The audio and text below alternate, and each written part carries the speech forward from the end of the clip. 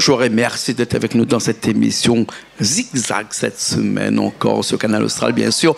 Dans cette émission, on va parler religieux, on va parler de la religion. Et pour m'en parler aujourd'hui, exceptionnellement, oui, parce que Julie est avec moi aujourd'hui. Comment ça va, Julie? Bonjour, eh bien ça va très bien. En effet, c'est exceptionnel, parler du religieux, qui n'est pas forcément l'une de mes spécialités, mais disons-le, nous allons parler d'un point de vue généraliste. Exactement. Pour nous en parler, on a quelqu'un avec nous qui s'appelle Christophe. Tout à fait. Christophe Ballard. Ballard. Comment ça va, Christophe? Ça va. Je remercie aussi de m'avoir invité. Je donne un bonjour aussi à des chrétiens qui habitaient à l'Hexagone, aussi Côte d'Ivoire, Sénégal, Togo, qui nous suivent, même en Amérique, qui nous suivent ici à La Réunion.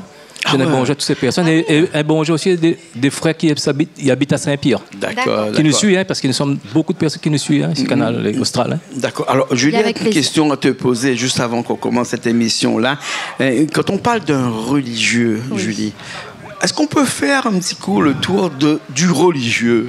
Alors, le religieux, à mon sens, ça concerne différentes religions qui peuvent se traduire soit par le bouddhisme, la religion catholique, la religion hindoue, la religion liée à l'islam. Et bien évidemment, à La Réunion, nous sommes un melting pot de peuples. Nous sommes tous unis. Nous avons grandi dans cette culture, dans ce partage. Et c'est ce qui est magnifique, le vivre ensemble. Et aujourd'hui, justement, tu as un bel exemple qui est du partage et de la religion. Et d'ailleurs, nous sommes là aujourd'hui en période de carême, du carême catholique. Alors peut-être qu'il y aura un lien ou pas, mais j'aimerais savoir donc comment tu vis cette religion, comment vis-tu ta foi au quotidien. Et d'abord, Christophe, c'est quoi un religieux? Parce qu'en fait, quand Jésus lui-même, lorsqu'il est venu il y a 2000 ans sur la terre, il n'a pas jamais prêché la religion, il a prêché le royaume de Dieu. Lorsque tu prends Matthieu 6, verset 33-34, cherchez d'abord le royaume et la justice de Dieu, et tout ça vous sera donné en plus. C'est son royaume. En fait, ce n'est pas la religion. Et en fait, Jésus, c'est une relation personnelle. C'est une relation, en fait. Oui, c'est-à-dire que tu crées du lien avec Jésus, tu vis avec lui, il vit en toi, et c'est un travail quotidien. D'ailleurs, il suffit de regarder. Richard, fais-nous un grand plan, s'il te plaît. Merci. Jésus-Christ est le chemin, la vérité. C'est ça, c'est écrit sur son t-shirt. Bien sûr. De toute façon, voilà. Jésus, c'est vraiment ton leitmotiv. Jésus, c'est vraiment celui qui te fait vivre, qui te fait réveiller le matin, qui fait dormir tous les soirs. C'est avec lui tous les jours que tu es. C'est ce qui est bien, en fait, quand comme m'a dit les amis, en fait, quand Jésus lui-même, c'est lui qui choisit, en fait. Ben moi, par exemple, je ne savais pas si un jour Jésus venait me visiter un jour. Parmi ici, il y a des personnes qui sont aussi choisies. On ne connaît pas quand ça, le Seigneur va révéler à ces personnes-là. Mais en tout cas, Jésus, c'est lui qui révèle. C'est lui qui choisit. La révélation. Oui. Une révélation, voilà, tout à fait. C'est Jésus qui désigne la personne qui va aller avec lui aux cieux. Ouais. Oui. Voilà. Mais ceux qui ne vont pas aux cieux, ils font comment, Julie? Ça, c'est la question aussi. Oui, ceux qui ne sont peut-être pas choisis, ceux qui n'ont pas eu ce privilège. Comment est-ce qu'on fait à ce moment-là? En fait, comme m'a toujours dit, Jésus a toujours mis tout le monde, parce que dans la Bible même dit, par exemple, si tu prends, je pense que dans les Jean 3,16, je pense, si je ne me trompe pas, dit Dieu a tant aimé le monde qu'il a donné son Fils bien-aimé, quiconque qui croit en lui ne périsse point, qu'il a la vie éternelle. Dieu a tant aimé le monde qu'il a donné son Fils bien-aimé, quiconque qui croit en lui ne périsse point. Veut dire, Dieu a aimé. Dieu a aimé les hommes. En fait, quand Jésus, il aime les hommes. Après, c'est... En fait, quand tu es une libre arbitre, en fait. Alors moi, j'aurais une petite question par rapport à ça, puisque je pense qu'à La Réunion, tu as d'autres publics, de d'autres religions, de d'autres communautés qui nous écoutent et qui se posent aussi la question. Donc, si on croit en un Dieu, en une supériorité, en l'univers, comme certains aiment le dire, à ce moment-là, on peut dire aussi qu'on est choisi. À ce moment-là aussi, on peut dire que Dieu est en nous ou que cette force est en nous et qu'elle nous donne le courage pour nous lever le matin, pour travailler, pour subvenir aux besoins de notre famille et pour faire du bien autour de nous. Non, parce que le problème de Jésus n'est pas pour nous condamner, au fait. Mais souvent, parce qu'il y a, comme tu as dit, il y a plusieurs religions. Oui. Mais après, Jésus, son vision, c'est pas pareil, au fait. Oui. Parce que lui, c'est ta vie toujours en règle comme lui. Il y a toujours droite, sincérité, droiture. Oui. Ça, Jésus. Ça, c'est la théologie, c'est-à-dire ce qui est prêché dans la croyance, dans ta religion. Si on peut parler de religion pour toi. Oui, c'est pas ce problème. Ouais. Il y a une religion. En fait, il y a un Dieu et puis il y a des religions.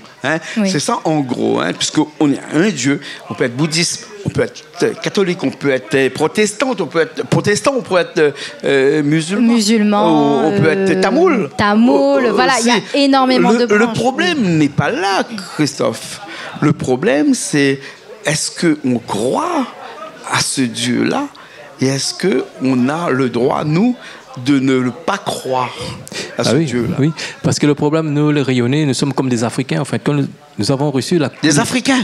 Oui, comme les Africains. Ah, parce qu'ils sont comment les Africains? Je vais t'expliquer, en fait. Je vais t'expliquer, en fait. Hein, je redire qu'une fois. En fait, quand les rayonnés sont comme les Africains. Oui. Pas tous, hein, mais il y a une minorité. Hein, oui. Parce que nous avons reçu la culture orale, la tradition orale de nos parents. Oui. Et la Bible, c'est pas pareil, au fait. La Bible, c'est la culture écrite. Écrite, voilà. Mais c'est vrai ce que tu dis, puisqu'on a énormément de pasteurs, et je le vois beaucoup sur les réseaux, qui ont cette façon d'informer et de faire écouter la religion catholique ou la religion protestante par l'oral, par la parole. Et c'est ça aussi qui peut toucher aussi les gens. Bien sûr, mais Julie, mais sans me faire l'avocat du diable, parce que j'ai l'impression que quelquefois, je suis toujours l'avocat du diable ici, sur ce plateau-là.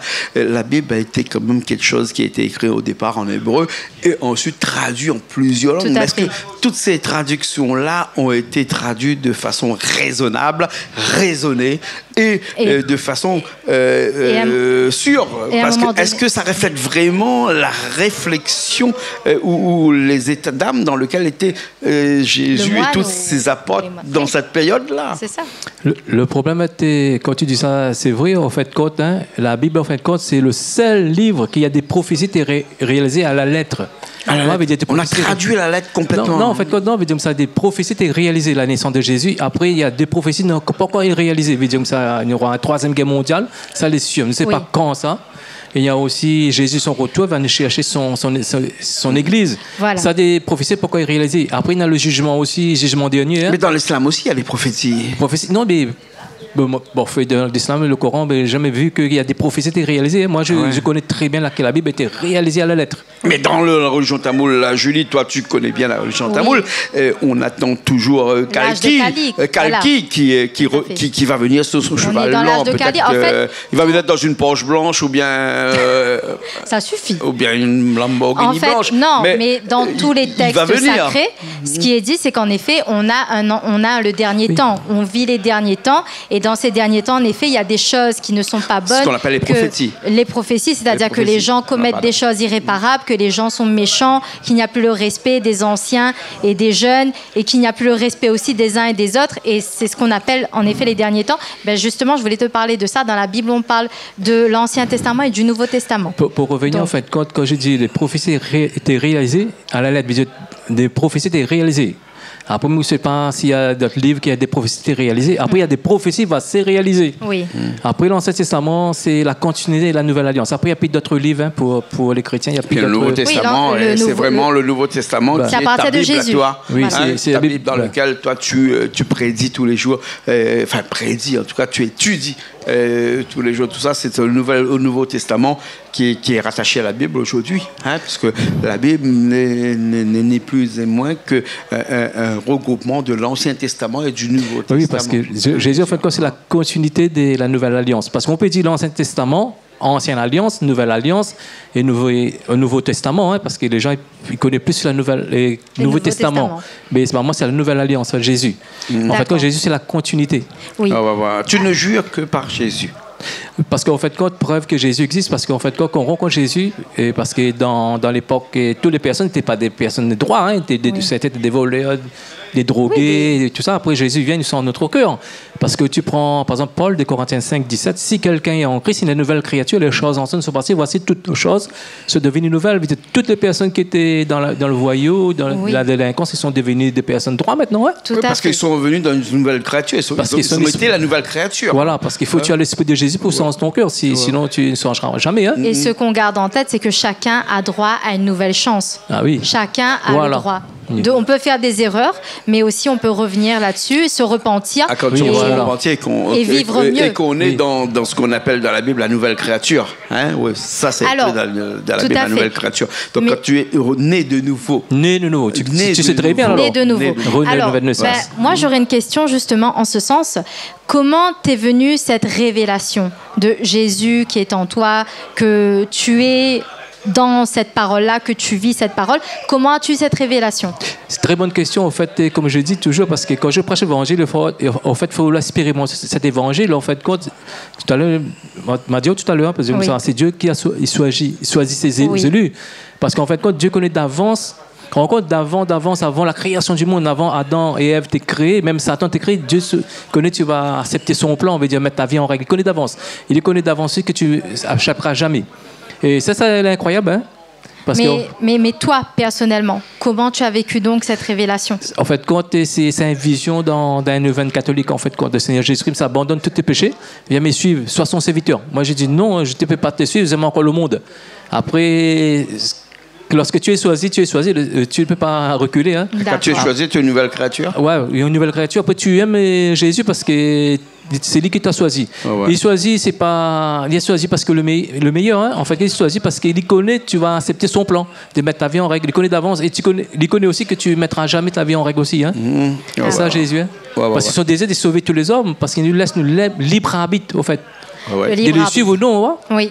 Le libre arbitre, c'est quelque chose qui est vraiment important dans la religion. Voilà, parce que c'est toi qui décides de le suivre ou non. Il connaît d'avance que tu vas le suivre et il va te révéler.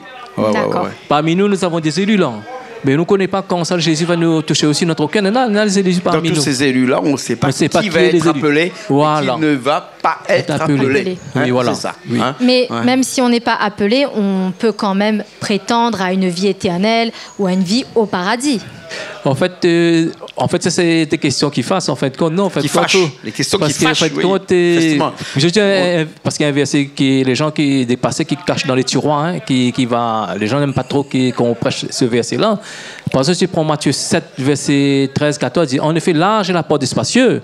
Le chemin menant à la perdition, il y a beaucoup qui rentrent par là, mais étroite est la porte resserrée, le chemin menant à la vie, il y en a peu qui le trouvent. Il dit, là, j'ai la porte, et toutes les personnes qui ne le croient pas, ils vont passer de cette porte-là. Et Jésus nous appelle de revenir dans la porte resserrée, justement. C'est nous qu'on veut aller là-bas. D'accord. Et les gens qui ne viennent pas, qui n'acceptent pas l'appel, hein, ils peuvent prétendre demain peut-être à une répension, bien sinon à comment dire, que Jésus et demain un petit peu, je ne sais pas comment, un petit peu de compassion pour eux et leur dire oui, mais de toute façon, vous n'avez pas fait, mais quand même, viens quand même. Ça n'existe pas. C'est pas possible. Comment ça? Parce qu'en fait, quand Jésus n'a pas de pitié, lui. Non, en fait, quand Jésus est amour. Il y a amour. Soit on est appelé, soit on n'est pas appelé. Et si on n'est pas appelé, qu'au dernier moment on dit est-ce qu'on peut être appelé? C'est possible. Est-ce que Jésus a du pitié ou Jésus n'a pas de pitié? C'est possible parce qu'on voit que l'homme sur la croix à la dernière minute, hein, parce qu'il a cru, hein, il était sauvé. Après, en fait, comme il dit, parce que Jésus, en fait, comme il dit, il était force pas. Libre arbitre. Le libre arbitre. Libre arbitre de les suivre ou non. Après, en fait, il y a aussi des pasteurs qui disent qu'ils sont des prédestinés. Tu es prédestiné pour aller dans l'enfer. Non, c'est faux. Hein. En fait, c'est nous qui décidons de les suivre ou non, hein, parce que Jésus est délicieux. Hein. Ouais. Bien sûr. Et même pour les personnes qui sont non-croyantes, mais qui vivent quand même dans la paix ou qui essaient de faire du bien autour de ces personnes-là, je pense qu'un jour aussi, elles pourront prétendre à un après, ou pour ceux qui croient, hein, un après, un paradis, ou le nirvana, comme certains aiment le dire, peut-être, non? Parce que quand je viens sur cette télévision, il faut que je prêche la vérité. Oui. Parce que, en fait, même dans Ézéchiel 33, verset 8, Dieu m'a demandé le sang des personnes, de les suivre. Après, ce n'est pas un Dieu qui force les gens, hein.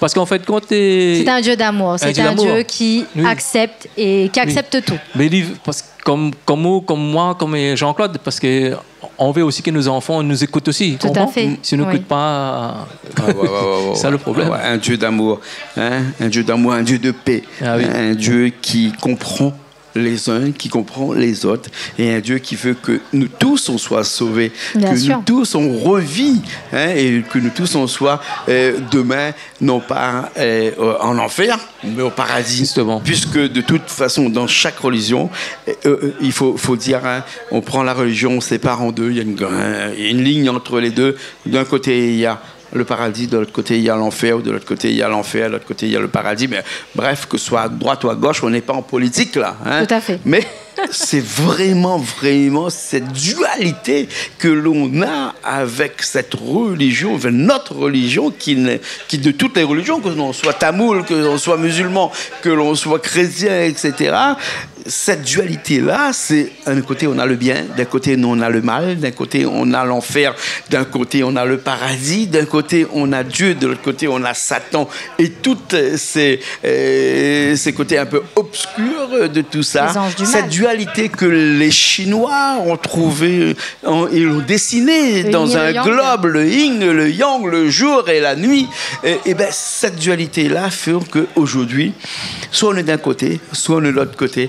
On a plus l'impression de croire qu'on est tous de ce côté où tout est blanc et non pas noir, parce que le noir en plaise à ceux qui le veulent, n'est pour l'instant toujours d'un côté un petit peu péjoratif, c'est-à-dire que lorsqu'on dit qu'on est dans le côté noir, c'est dans le côté obscur, et on ne parle pas là de la couleur de la peau, mais si on veut revenir aussi avec des traditions un peu plus terrestres, on s'aperçoit que la couleur de la peau aussi a son côté du yin et du yang, du blanc et du noir, et on reflète toujours ce côté-là en disant que le blanc, c'est celui qui réussit, celui qui est toujours en train de diriger. Le noir, c'est celui qui est là et qui attend. Tout comme dans l'enfer et le paradis, si on doit faire un parallèle en tout ça, on dira que l'enfer est noir, le paradis est blanc. Je ne sais pas, les gens qui nous écoutent vont peut-être me dire le contraire, mais je suis presque sûr aujourd'hui que lorsqu'on parle du jour et de la nuit, c'est pas parce que la nuit il est noir, c'est que le yin, le blanc, le yang ou que l'enfer doit être obligatoirement noir. Hein, Christophe? L'enfer n'est pas forcément noir. Peut-être qu'il est blanc et c'est le paradis qui est noir. Alors, c'est juste une couleur. Alors, mais qu'est-ce qu'on a à foutre avec une couleur, j'aurais dit. C'est que des éléments qu'on a choisis, c'est que des codes qu'on a choisis sur ce monde-là pour définir deux mondes. Un monde qui est bien, un monde qui n'est pas bien, un monde qui est, comme on dirait, le paradis, et un autre monde qu'on dirait qui est l'enfer. Mais tout ça, on a une personne qui est là et qui nous dirige et qui nous donne le chemin qu'il faut pour y aller, entre le yin et le yang, entre le blanc et le noir, entre le jour et la nuit, entre tous ceux qui font la différence entre le bien et le mal. Et ça, c'est Jésus-Christ, et c'est pour ça, Christophe, que tu étais avec nous aujourd'hui, parce que c'est toi qui viens nous guider quelque part pour faire en sorte qu'on parte dans le bon chemin. Et ce chemin-là, c'est le chemin que Jésus a choisi pour ses apôtres, pour toi, pour nous, pour Julie, et pour tout le monde aussi. Et ce chemin-là, toi tu l'appelles Jésus. Julie, peut-être qu'il appelle pas ça Jésus, il appelle ça un autre nom. Moi, peut-être que je l'appelle d'un autre nom, mais qu'importe le nom, Allah, Jésus-Christ, Vishnu, Brahma, Shiva, ou que chaise encore, tout ça font qu'aujourd'hui, il faut qu'on trouve notre chemin. Il faut qu'on trouve notre chemin. Tu es là pour nous aider aussi. Oui, parce que peut-être Julie a une question à poser. Oui, tout à fait. Alors, tu m'avais tout à l'heure parlé d'un sujet très important, des prédictions et de l'ancien temps. Oui. Donc, dis-nous un petit peu quelles sont les révélations que toi, tu peux nous faire par rapport à ce que tu lis dans la Bible et par rapport aux croyances que tu as. Parce qu'on voit dans la Bible plusieurs prophéties réalisées avec Jésus, la naissance de Jésus. On rencontre même les Juifs, ils disaient l'Ancien Testament, ils avaient cette prophétie, ils ne croient pas en Jésus. On rencontre a été réalisé. Comprends Isaïe 9, verset 6.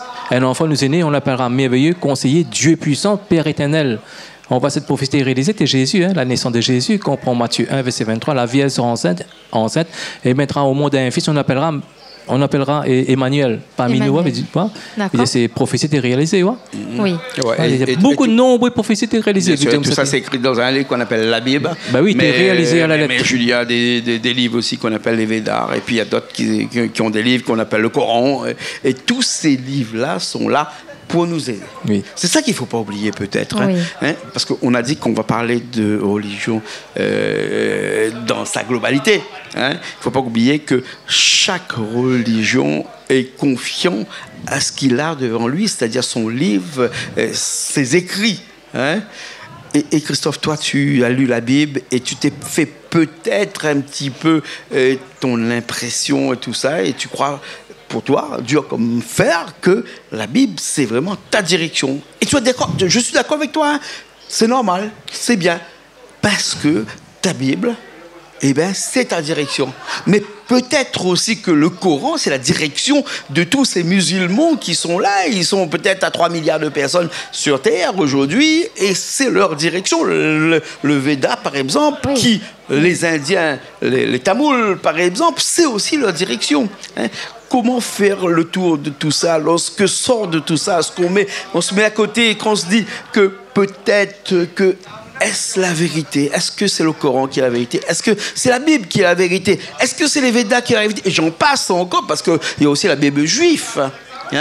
À mon sens, je pense que parfois, il ne faut pas trop se poser de questions, mais vivre simplement sa foi. Et la vivre tant qu'on est à l'aise avec ce que l'on croit et tant qu'on est à l'aise avec ce que l'on prêche. Je pense que tant qu'on ne fait pas de mal à quiconque, eh ben, on a le droit de croire, on a le droit de vouloir prêcher selon notre envie, selon notre connaissance. Et aujourd'hui, moi, je te remercie pour ton geste, Christophe, parce que tu viens là peut-être pour informer des gens qui nous écoutent à travers nos émissions. Et peut-être que toi, tu vas leur apporter un éclaircissement. Peut-être que ce sont des gens qui sont perdus, qui sont en recherche d'une voie. Et peut-être que toi, en discutant, en nous parlant de ta foi, de ta religion, tu pourras peut-être éclairer ces gens. Par exemple, dans le Coran, le Coran nous permet d'enseigner aussi les musulmans. Par exemple, si on prend Sourate 10, verset 94, si vous doutez du Coran, demandez aux gens du livre. Oui. C'est-à-dire, c'est nous les gens du livre. Par exemple, dans la Sourate 46, verset 9, et Mohammed dit ça, je ne sais pas ce qu'on ne fera de moi ni de vous, c'est celui qui annonciateur. C'est celui qui annonce, Jésus ça, s'il est le sauveur. Un sauveur, il vient pour te sauver. Un annonciateur, il t'annonce le danger. C'est différent. Parce que Jésus dit dans Matthieu 10, verset 28, je leur donne la vie éternelle et elles ne périront jamais. Oui. Et personne ne ravira de ma main. Jésus dit, je donne la vie éternelle, je donne. C'est pas Dieu qui donne, je donne la vie éternelle. C'est Jésus le salut, il n'y a pas d'autre salut. Bien sûr. Bien sûr. Après, moi, je défends, comme je dis, ma religion, parce que je ne suis pas seul. Dans le monde, c'est plus grand, c'est des milliards de personnes. Oui, bien sûr. Ouais, des milliards de Donc, personnes. vous êtes très nombreux. Oui. Mais Dieu, le juif, Jésus est le juif le plus connu du monde entier. Ah bien évidemment. Le nom de Jésus est connu de tous dans le monde entier. Oui. Et dans tout ça, j'ai l'impression que je suis un peu perdu. Je dirais même presque à la limite que quelqu'un qui a dit que je ne sais qu'une chose, c'est que je ne sais rien. Tout à fait. Selon un philosophe très connu d'ailleurs. Voilà. Merci Christophe. Merci d'avoir participé à cette émission-là avec nous. On reviendra la prochaine fois pour parler des sujets un petit peu plus précis entre nous, là, Julie. Oui, bien sûr. D'un point de vue généraliste, puisque moi, je n'avance pas.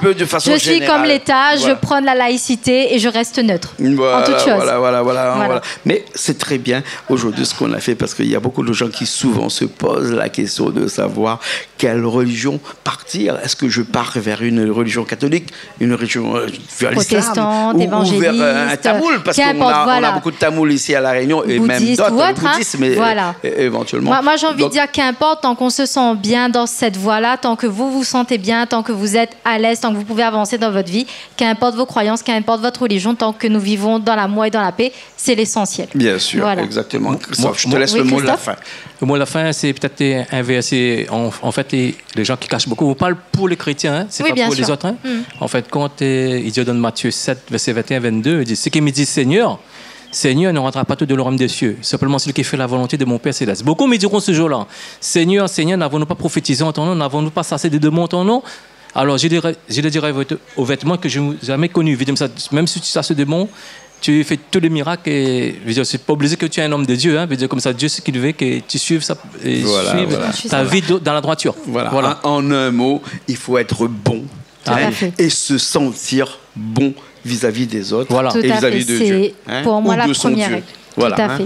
Merci beaucoup, Christophe. Merci. En toute façon, nous avons un Dieu qui nous aime, parce qu'il dit dans le verset 1 Timothée 2, 4, lui qui disait que tous les hommes soient sauvés et parviennent à la connaissance de la vérité. Il veut dire son désir de sauver tous les hommes sur terre, les femmes, les hommes, toutes les personnes. Tous les hommes sont ses enfants, donc je pense que Dieu ne nous abandonnera jamais. Oui. Bien sûr. On a l'impression qu'on n'a pas envie de finir cette émission-là. On a discuté. Très belle émission. Oui, mais malheureusement, bien sûr, il faut qu'on se quitte. On se retrouvera le mois prochain, Christophe, avec nous. On va parler d'un sujet très important. Oui, ok, merci Julie. Merci Jean-Claude. Et merci beaucoup. Merci aussi. Merci à Richard qui était à la technique. Merci Richard.